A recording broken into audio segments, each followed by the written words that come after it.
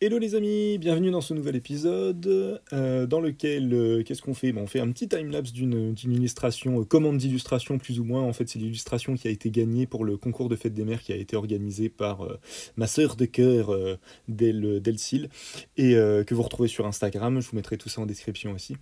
Et du coup, voilà, du coup, en fait, la gagnante a été tirée au sort et du coup m'a envoyé une photo et du coup j'ai réalisé une petite illustration de cette photo. Ça s'apparentait être une photo de mariage, j'ai l'impression.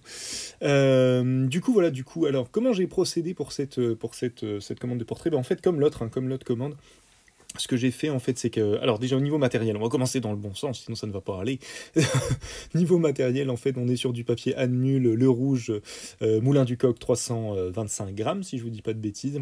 Papier que j'adore vraiment. Celui-là, le Canson Édition, ça reste vraiment mes chouchous. Et avec ce papier, j'ai travaillé, je vais y arriver, avec la Kuretake Gansai Tambi que vous avez à gauche, juste là. Et surtout, j'ai utilisé du coup un pinceau réservoir classique, hein, de taille moyenne.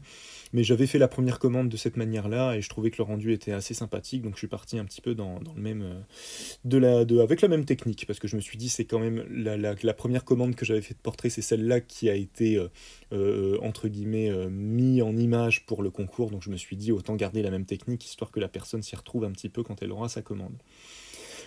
Du coup, comment j'ai procédé? Bah, comme vous pouvez le voir, en fait, je commence toujours par un petit croquis à la pointe, n'importe quoi, à la couleur bleue, excusez-moi, je vais y arriver. Couleur bleue très très claire, assez claire, mais que ça se voit quand même pour pouvoir ensuite enchaîner par-dessus sans que le croquis soit trop présent, mais qu'il soit quand même présent pour pouvoir le voir tout simplement et avoir les premiers détails de l'illustration qu'on est en train de faire. Alors au cas où, pour ceux qui ne l'ont jamais utilisé, en fait, le pinceau réservoir, vous avez en fait un pinceau en poil synthétique et en fait vous avez tout le corps du pinceau qui se remplit d'eau et vous avez de l'eau en fait qui coule en continu. La plupart des pinceaux réservoirs ont un corps mou. Moi j'aime bien celui-ci, même si la couleur est assez particulière, j'aime bien le rose, et parce que en fait le corps est complètement dur là pour le coup et vous avez que la partie rose au milieu qui est dans un espèce de silicone plastique très très mou sur lequel vous pouvez appuyer et qui fait arriver l'eau.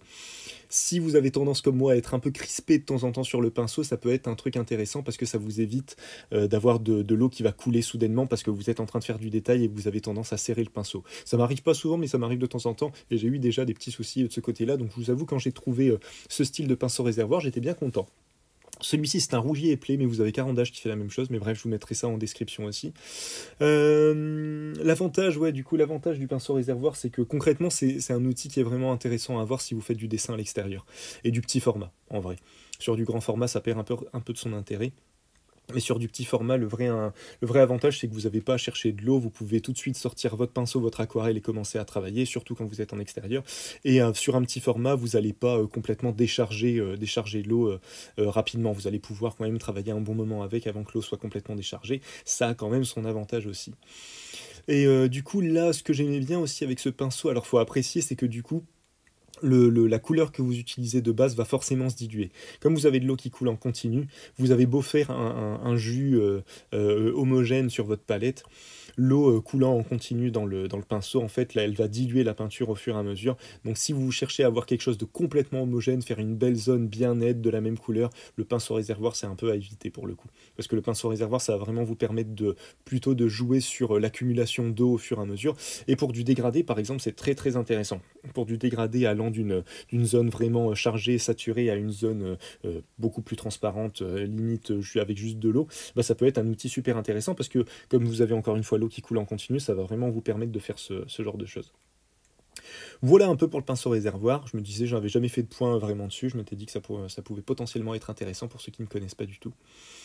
Donc là, voilà, je suis sur un. Donc j'ai ma référence photo qui est un peu plus loin, je la mets pas à l'écran.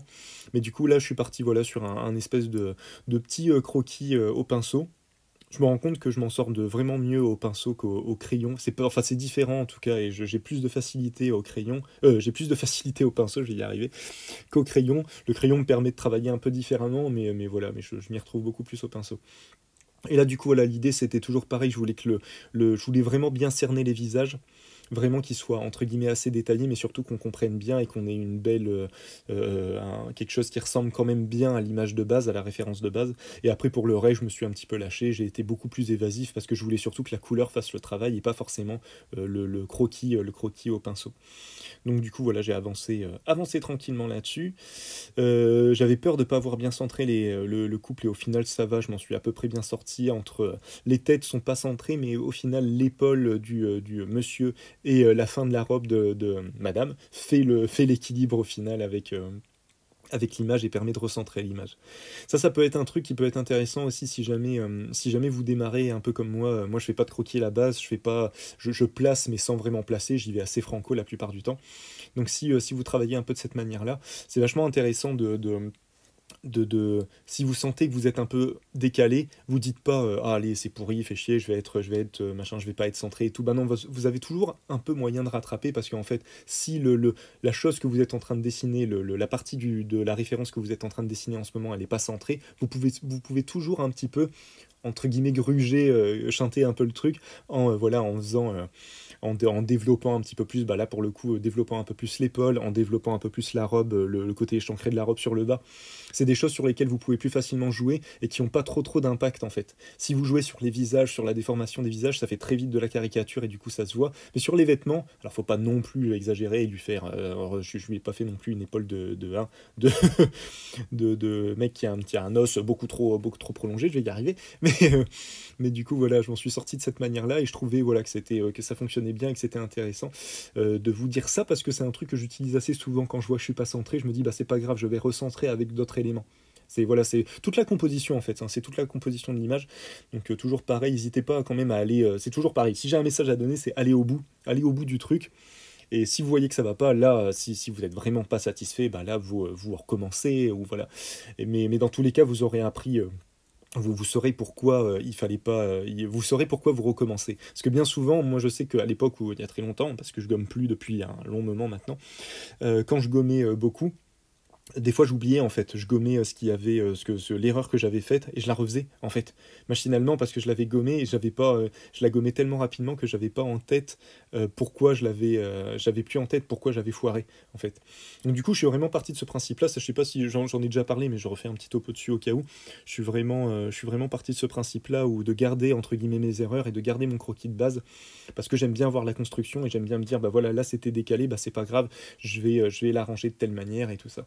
Et en fait, le problème, c'est comme quand on gomme ses erreurs, bah, on n'a plus les repères qui font qu'on a compris que ça a été une erreur. Enfin, je trouve, moi je fonctionne de cette manière-là. Et donc voilà. Ensuite, bah, on est passé tout doucement à la couleur, comme vous pouvez le constater. Donc j'ai gardé le bleu pour amener certaines ombres quand même. Je trouve que la couleur de la peau, je l'ai fait assez foncée, mais encore une fois, là, elle fait foncer, mais vous allez voir qu'après, avec la saturation des autres couleurs à côté, ça finit par s'arranger, entre guillemets, et j'arrive à peu près à m'en sortir de ce côté-là.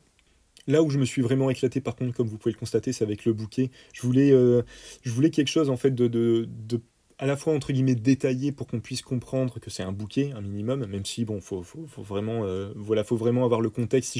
Si je cadre juste sur cette espèce de grosse tâche que j'ai fait, on aurait du mal à comprendre que c'est un bouquet. Là, on comprend bien que c'est un bouquet, vu que c'est tenu au niveau de la main, on comprend très rapidement que c'est des mariés qui s'embrassent, tout ça.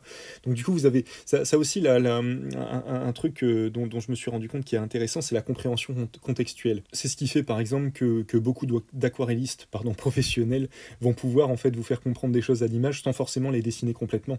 Donc par exemple, si vous avez, je vais dire une bêtise, si vous avez un ciel bleu, une mer, une digue d'à côté, une plage et une tache un peu longue entre guillemets, même si bien sûr c'est pas une tache, c'est beaucoup plus précis que ça, vous voyez ce que je veux dire, vous allez très rapidement vous dire bah oui c'est forcément un bateau, c'est forcément une barque ou quelque chose comme ça. Et je me suis rendu compte qu'en aquarelle ça fonctionne vraiment bien, vraiment facilement en fait, et beaucoup de gens l'utilisent pour justement permettre d'avoir quelque chose de très organique, de très lâché au niveau du trait, ce qui permet d'avoir quelque chose de ce que moi j'appelle quelque chose de très très beau visuellement, et pas un dessin technique précis, vraiment net, où on va détailler, je sais pas, si on reste sur le bateau, on va détailler chaque planche, on va détailler un mât. Maintenant des fois le mât, si vous avez l'image en tête, les mâts en aquarelle, c'est juste un gros trait blanc sur un fond bleu, ou un gros trait foncé, et on comprend tout de suite que c'est un mât, on comprend tout de suite que ça fait partie du bateau et tout ça.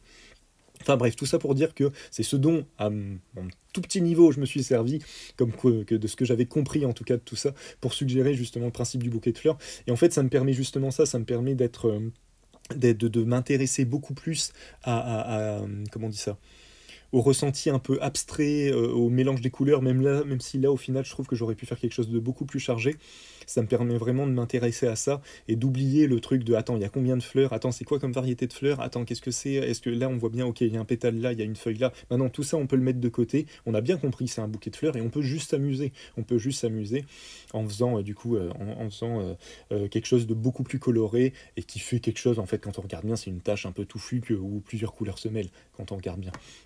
J'aurais pu, je crois qu'à la fin, j'allais dire j'aurais pu rajouter des tiges, mais si je me rappelle bien, à la fin, je rajoute des tiges justement pour que on comprenne un peu mieux que ce sont des fleurs. Bref, et tout ça c'est intéressant aussi. Ça permet, au niveau de l'image, je me rends compte là aussi, ça permet justement de mettre des accents sur certaines parties du dessin. Ou là, par exemple, le fait que j'ai vraiment détaillé, entre guillemets, plus les visages que le reste, bah, encore une fois, voilà, sur la robe, ça me permet d'avoir ces fondus très abstraits, très légers. Si je cadre vraiment sur la robe, sur le bas de la robe de cette demoiselle, on va avoir du mal à comprendre que c'est une partie d'une robe, mais dans l'ensemble, on le comprend.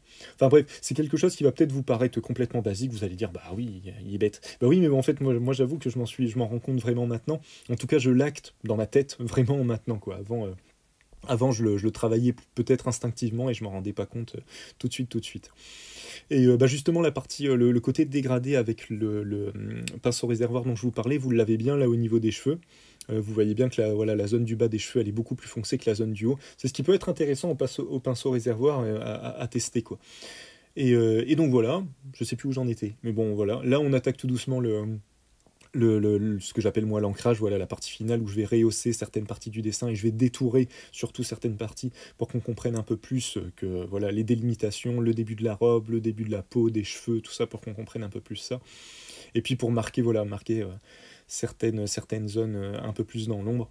Là aussi sur le fond que j'ai fait juste avant de passer à l'ancrage, je suis resté vraiment très léger, alors que le fond est un peu plus travaillé sur la photo, mais je voulais vraiment juste une ambiance, un petit peu de couleur, un dégradé un petit peu de couleur un peu hasardeux, comme j'aime bien tous les trucs vraiment hasardeux, la façon dont va sécher l'aquarelle, moi c'est quelque chose que j'adore voir et que j'adore reproduire.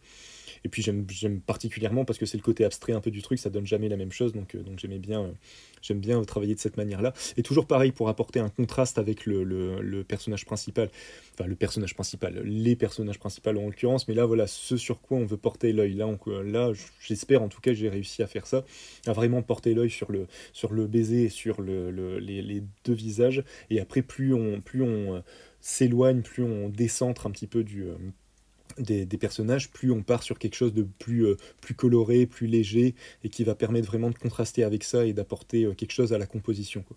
Je me dis que si j'avais fait tout très détaillé, je sais pas si ça aurait donné quelque chose d'aussi clair. Surtout que moi j'ai un style qui peut vite être... c'est un style, pas un style, mais une façon de peindre qui peut vite être chargée.